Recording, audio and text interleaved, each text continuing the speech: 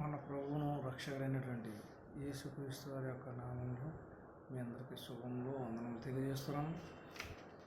ఈ సమయంలో మనం బోధకుల గురించి, బోధకులు ఎలా జీవించాలి, ఎలా జీవిస్తున్నారు అనే అంశం పైన నేను కొద్దిగా మాట్లాడదలుచుకున్నాను.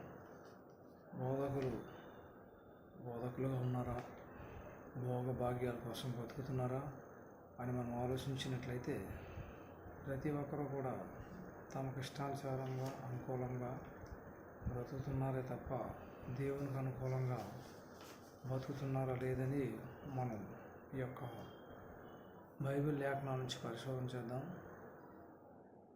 చూడండి, మన సేవకులు ఎటువంటి వారు అనేది కనిపెట్టకుండా ఏదో ఒక సంఘానికి మనం వెళ్తున్నటువంటి సంఘానికి మనం ఏదో ఇస్తుండొచ్చు. వారు ఎవరైతే మనకేంటిలే, వారు ఏం చేసుకుంటే మనకెందుకులే అని అనుకున్నట్లయితే మన యొక్క సొమ్మును మనమే మనంతటా గంగలో పోసినట్టు అవుతుంది. కనుక అలా కాకుండా మన యొక్క విశ్వాసాన్ని మనం కాపాడుకోవాలి. తిరిగి మనం ప్రభు రాజ్యంలో ప్రవేశించాలి అని అనుకుంటే, నిజంగా మనకి నిత్య జీవం పరలోకం ఉన్నదని అనుకుంటే, మనకి కొత్త నిబంధన ప్రకారంగా అపోస్తులు చూపించినటువంటి మాదిరికరమైనటువంటి జీవితాన్ని మనం జీవించకపోతే, మనం ఏ సంఘంలో ఉన్నప్పటికీ, ఎలాంటి బోధలు మనం వింటున్నప్పుడు కూడా అవి మనం ఏమాత్రం కూడా మనం రక్షించలేమని మనం ముందుగా తెలుసుకోవాలి. అందుకే బోధకుల గురించి యాకోబు రాసిన పత్రిక దాంట్లో 3వ అధ్యాయము 1వ వచనంలో మనం చూసినట్లయితే ఏమంటే, బోధకులమైన మనము మరీ కఠినంగా తీర్పు పొందుతాము కనుక మనలో అనేక మంది బోధకులు కాకుండుడి అని చెప్పి అపోస్తలుడైన పౌలు గారు మనకి తెలియజేస్తున్నాడు ఈ యాకోబు రాసిన పత్రికలో. కనుక మనము బోధకులుగా ఉండాలా లేదా అనేది దీన్ని మనం చూసుకున్నట్టయితే, బోధకులుగా ఉండదలుచుకుంటే మనం ఎలా ఉండాలి అనేటువంటిది చూస్తున్నాం. అదే యాకోబు రాసిన పత్రిక 4వ అధ్యాయము 3వ వచనంలో కూడా మనం ఒక మాటను చూస్తాం. చూడండి, 4:3, మీరు అడిగినను భోగముల నిమిత్తము అడుగుదురు కనుక మీకు ఏమీ దొరకదు. మీరు అడిగినను మీ భోగముల నిమిత్తం వినియోగించుటకై దురుద్దేశంతో అడుగుదురు కనుక మీకు ఏమీ దొరకలేదు అని అంటున్నాను. మనం ఎంత అడిగినప్పటికీ, ఎంతమంది ప్రార్థన చేసినప్పటికీ, ఎన్ని చేసినప్పుడు కూడా మనకు కావాలనుకున్నది మనకు దొరుకుతలేదు అంటే, ఈ యొక్క లేఖనాల ప్రకారంగా మనం చూసినట్లయితే మనము బోధకులు పొందవలసినటువంటి లక్షణాలు ఇక్కడ మనకి కనపడతలేదని యాకోబు రాసిన పత్రిక 4వ అధ్యాయం 3వ వచనంలో మనం చూస్తున్నాం. అదే కాకుండా కొరింథీయులకు రాసిన మొదటి పత్రిక 15వ అధ్యాయము 19వ వచనం చూద్దాం. చూడండి, కొరింథీయులకు రాసిన మొదటి పత్రిక 15వ అధ్యాయము 19వ వచనంలో మనం చూస్తాం.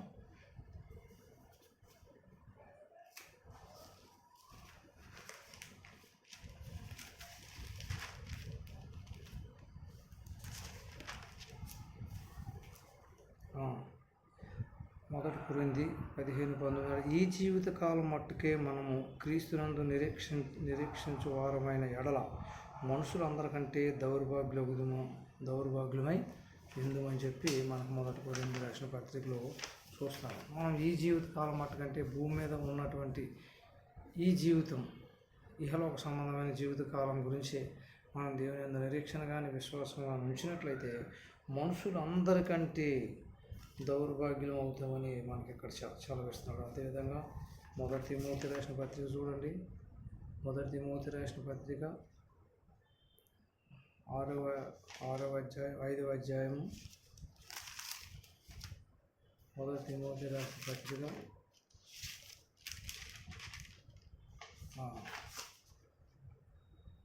5వ అధ్యాయము 6వ వచనంలో ఒక చక్కటి మాట మనకు కనపడుతూ ఉంటుంది. సుఖభోగములందు ప్రవర్తించినది బ్రతికిండి సచ్చినదయుండును. వారు నిందారహితులై ఉన్నట్లు ఇలాగ ఆజ్ఞాపించును. ఎవడైనను స్వకీయులను విశేషముగా తన ఇంటి వారిని రక్షింపకపోయిన యెడల వాడు విశ్వాస త్యాగం చేసిన వాడై అవిశ్వాస కన్నా చెడ్డవాడై ఉండును. ఇక్కడ ఏమంటున్నారంటే, సుఖభాగంలో ఎందుకు ప్రవర్తించున్నది బ్రతికున్నా కూడా చచ్చిన వాళ్ళతో సమానం అని చెప్తున్నాడు. ఇక్కడ మన సుఖభాగం గురించి మనము దేవుణ్ణి నమ్ముకుంటాం కానీ దేవుణ్ణి జీవించడం కానీ చేయకూడదు.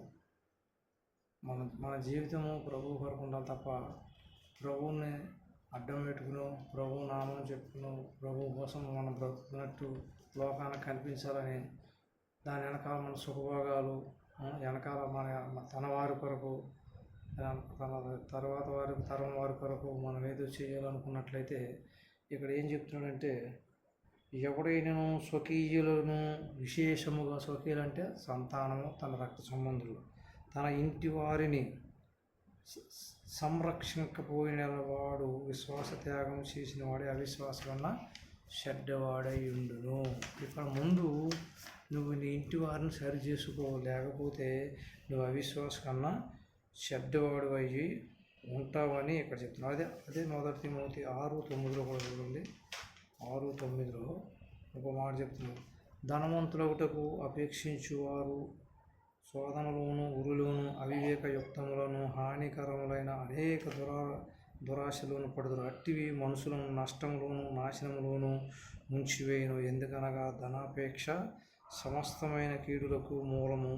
కొందరు దాన్ని ఆశించి విశ్వాసము నుండి తొలగిపోయి నానా బాధలతో తమను తామే ఉడుచుకునేది. కింద చెప్తున్నాడు, ముఖ్యంగా విశ్వాస కంటే ముఖ్యంగా దైవజనుడు చెప్తున్నాడు, దైవజనుడా నీవైతే వీటిని విసర్జించి నీతిని, భక్తిని, విశ్వాసమును, ప్రేమను, ఓర్పును, సాత్వికమును సంపాదించుకున్నటకు ప్రయాసపడుము.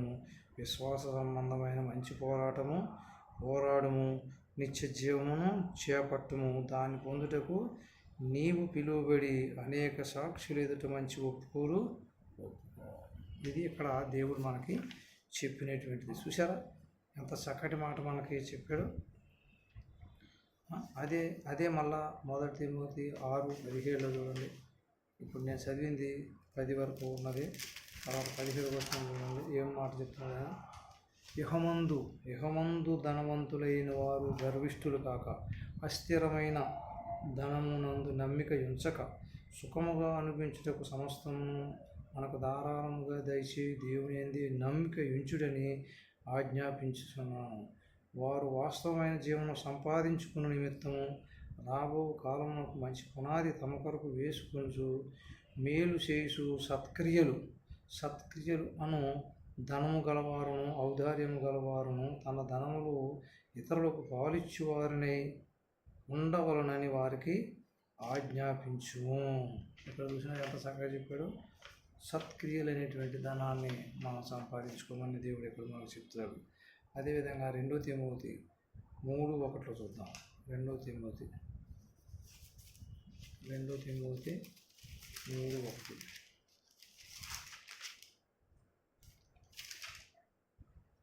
అంచె దినములు అపాయకరమైన కాలం వచ్చినని తెలిసిన పుణము. ఎలాగనగా మనుషులు స్వార్థ పేరు ధనాపేక్షకులకు బెంకములాడువారు, అహంకారులు, దోషకులు, తల్లిదండ్రులకు అవిధేయులు, కృతజ్ఞత లేనివారును, అపవిత్రులను, అనురాగహితులను, అతిథి ద్వేషులను, అపవాదకులను, అజితేంద్రములను, క్రూరులను, స్వజన ద్వేషులను, ద్రోహులను, మూర్ఖులు, గర్వాంధులు, దేవుని కంటే సుఖానుభవం ఎక్కువగా ప్రేమించేవారు, పైకి భక్తి గల వారి వలె ఉండి దాని శక్తిని ఆశ్రయించిన వారై ఎందురు. ఇట్టి వారికి విముఖుడవై ఉండుము. ఎలాంటి వారికి దూరంగా ఉండు. వాడు ఎంత విశ్వాస అయినా కానీ సేవకుడు కానీ ఎంత గొప్పడైనా కూడా ఈ లక్షణాలు ఉన్నటువంటి వారికి నువ్వు దూరంగా ఉండమని చెప్పి ఇక్కడ మనకు చెప్తున్నాడు. ఇందులో ఈ మొదటి తిమోతి 3:1 చెప్పాడు. అలాగే 4:3 కూడా ఏం చెప్తున్నాడు చూడండి. సత్యమునకు చెవినియక ఎందుకనగా జనులు హితబోధను సహింపక దురద చెవులు గలవారై తమ స్వకీయ దురాశలకు అనుకూలమైన బోధకులను తమ కొరకు పోగు చేసుకుని సత్యమునకు చెవియ కల్పనా కథల వైపు తిరుగుకాలము వచ్చును. అయితే నీవు అన్ని విషయంలో మితంగా ఉండము, శ్రమపడుము, సువార్థికునిగా పనిచేయము, నీ పరిచర్యను సంపూర్ణముగా జరిగించుము. ఇక్కడ నీ సువార్తను కొనసాగించు, నీ పరిచర్యను చక్కగా చేయని చెప్తున్నాడు. అదే కాకుండా మొదటి దశలోనికి రాసిన పత్రిక చూడండి, మొదటి దశలోనికి రాసిన పత్రిక 5:14 ఒక మాట చూస్తున్నాం. మొదటి దశలోనికి రాసిన పత్రిక 5:14 వచనంలో ఒక మాట ఉంటుంది.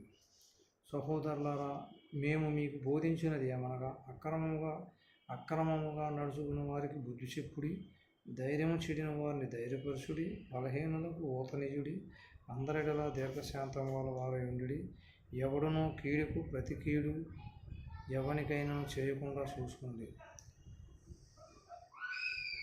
ఇది ప్రభువారు దశలోనికి రాసిన మొదటి పత్రిక 5:14లో చెప్పినటువంటి మాట.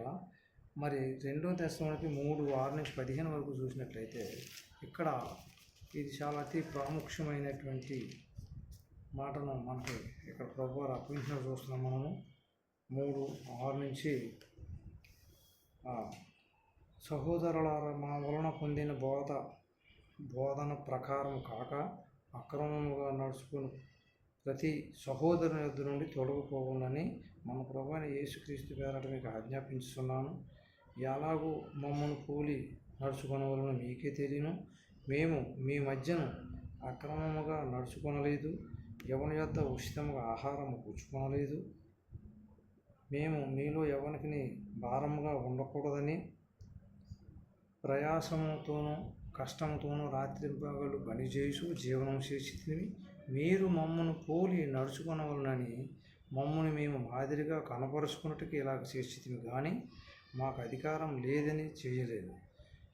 మరియు మేము మీ వద్ద ఉన్నప్పుడు ఎవడైనాను పని చేయని వాటిని భోజనం చేయకూడదని మీకు ఆజ్ఞాపించితి కదా. మీలో కొందరు ఏ పని చేయకయు బరువు జోలికి పోసు అక్రమంగా నడుచుకున్నారని వినుచున్నాను. అట్టివారు నెమ్మదిగా పనిచేయు సొంతముగా సంపాదించుకుని ఆహారం భుజింపవాలని మన ప్రభువైన యేసుక్రీస్తు పేరట వారిని ఆజ్ఞాపూర్వకముగా హెచ్చరించుచున్నాను. సహోదరులారా, మీరైతే మేలు చేతిలో విసుగవద్దు.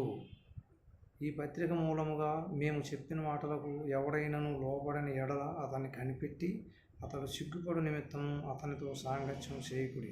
అయినను అతన్ని శత్రువునుగా భావింపక సహోదరునిగా భావించండి. చూసారా, ఇక్కడ ఎంత చక్కటి మాట చెప్తున్నాడంటే, అక్రమంగా నడుచుకునడము, ఏమీ పని చేయకుండా దేవుని పేరు మీద మనకు ఎవరైనా సహాయం చేసేటోళ్ళు ఉన్నారని తెలిసి వాళ్ళ ఇంటి మీద పోయి పడటము, ఆ మాటలు చెప్పి ఈ మాటలు చెప్పి ఏదో విధంగా కడుపు నింపుకోవాలని, బాగా ఆస్తిపాస్తులు సంపాదించుకోవాలని, ఎందుకంటే వాళ్ళ పిల్లల తర్వాత వెనకాల కోసం ఏదో భవంతులు కట్టాలని, అప్స్టేర్లు వేయాలని, మూలధనాన్ని సంపాదించుకోవాలని ఈ లోక సంబంధమైనటువంటి విధులు ఉన్నారు. అందుకే ఈ జీవితకాలం మట్టుకే మనం నిరీక్షణ గలవారం అయితే మనుషులు అందరికంటే దౌర్భాగ్యం అని చెప్పిన మాటను గుర్తుపెట్టుకోవాలి.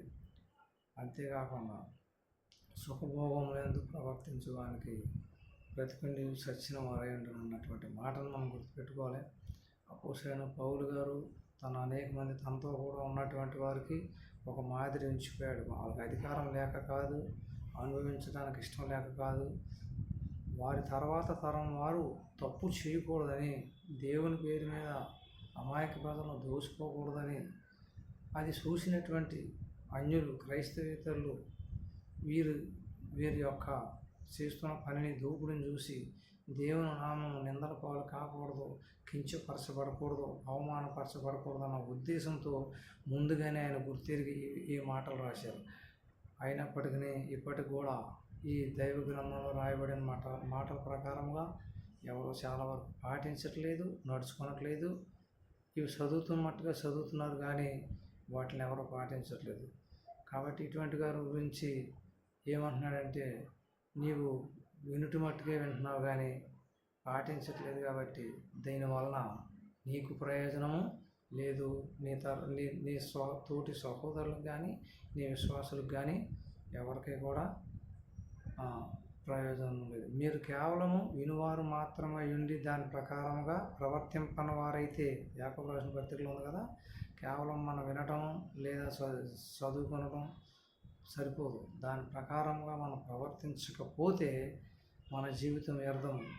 చూడండి, మనం దేవుని కొరకు ఇంతకాలం జీవించి మనకు నిత్య జీవం ఉన్నదని, పరలోక రాజ్యం ఉన్నదని ప్రభువారు తన రక్తాన్ని భూమి మీద కార్చి మన కోసం ఎంతో వేదన పడి ప్రయాసపడి తన ప్రాణాన్ని అర్పించి ఎలాగైనా సరే మనందరినీ తన రాజ్యంలో చేర్చుకోవాలని, ఆ నిత్య జీవమునకు మనం అందరం వారసులు కావాలని, అపవాది చేతిలో పడకుండా నిత్య నరకాగ్నికి మనం వెళ్ళిపోకుండా ఆయన యొక్క సింహాసనం ఎదుట మనందరినీ ఆయన కూర్చోండబెట్టుకోవాలన్నటువంటి ఆయన యొక్క ఆశను, ఆయన ప్రణాళికను మనం ఎట్టి పరిస్థితుల్లో కూడా మరి దాన్ని పాడు చేయకుండా, ఆయనకు ఆయాసకరమైనటువంటి మార్గంలో మనం జీవించకుండా, మనం ఏదో ఒక సంఘానికి తప్పనిసరిగా ఉండాలి, ఒక సంబంధం కలిగి ఉండాలి. కానీ అలాగని చెప్పి మనం దేవుని వాక్యాన్ని గమనించుకోకుండా, పరిశీలన చేయకుండా,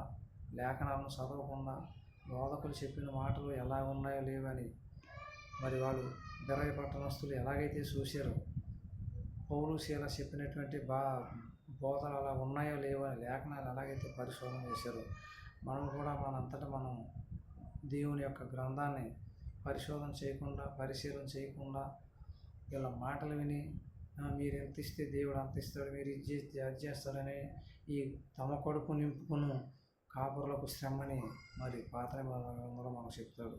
అలాంటి వారిని మనం గమనించాలి. మన యొక్క కష్టార్జితము కేవలం ఎక్కడో తీసుకెళ్ళి ఒక మందిరానికో, ఒక సంఘానికో, ఒక చర్చికో, ఒక టెంపుల్లోనో పడేస్తే కాదు.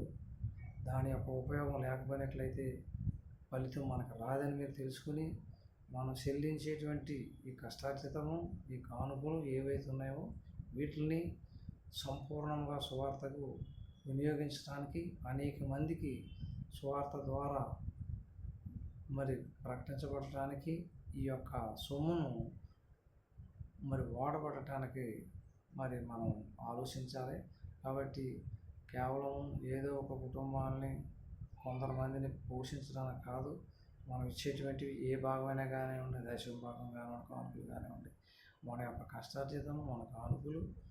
అందుకే అంటాడు, అతడు వెదజల్లి దరిద్రులకు ఇచ్చును, అతని నీతి నిరంతరం ఉండును అని అన్నాడు.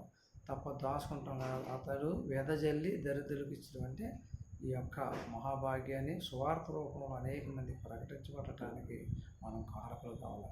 అనగా మన యొక్క కష్టార్జితము, మన యొక్క కానుకలు బహిరంగ సభలు, సువార్త సభలు నిర్వహించడానికి ఉపయోగించాలని, కేవలం ఏదో ఒక దగ్గర తీసుకెళ్ళి ఒకరికి అప్పగించినంత మాత్రాన దాని ఫలితం మనకు దక్కదని మనం ఈ లేఖనాలను పరిశోధన చేయటం ద్వారా మనకు తెలుస్తుంది. దేవుడు తన పరిశుద్ధ వాక్యం దీవించును గాక. దయచేసి ఈ యొక్క మరి ప్రసంగం అన్నటువంటి వారు మరి దేవుని యొక్క సువార్తను బయట ప్రకటించబడటానికి, బహిరంగ సభలు నిర్వహించబడటానికి మరి ఉన్నటువంటి మరి అనేక సహోదరులు ఉన్నారు. వారితో మీరు సహకరించాలని, మనం అందరం కూడి ఏకంగా ఏ విధముగా సరే బహిరంగ సభలు నిర్వహించి దేవుని సువార్తను ముందుకు తీసుకెళ్ళాలని ఆశిస్తున్నాము. ప్రభు మిమ్మల్ని దీవించును. మహాపరిస్థితుల్లో మా పరమ తండ్రి, మా జీవనం చూడ దేవుని యొక్క ఘనమైన స్తోత్రాలను చెల్లిస్తున్నాం. ప్రభు నాయన, మరి యొక్క మాట విన్నటువంటి వారు తమ హృదయములలో ఆలోచన చేసి తమను తాము పరీక్షించుకొని సమస్తమును పరిశీలించి ఉత్తమైన దాన్ని చేపట్టినట్టు ఈ ఉత్తమైనటువంటి మాటలను తండ్రి వారు విని గ్రహించి మీ యొక్క సేవను మరి అనేక మందికి తెలియబడుటకు, వ్యాపించుటకు తండ్రి నాయన ఏ విధంగా బయటికి వెళ్ళాలో, బయలు వెళ్ళాలో వారందరూ తెలుసుకున్నట్లు సహాయం చేయమని మా ప్రభువు రక్షకుని ప్రియకుమారుడి యేసు నామములో ప్రార్థించి వేడుకొంచున్నాము పరమ తండ్రి. ఆమేన్.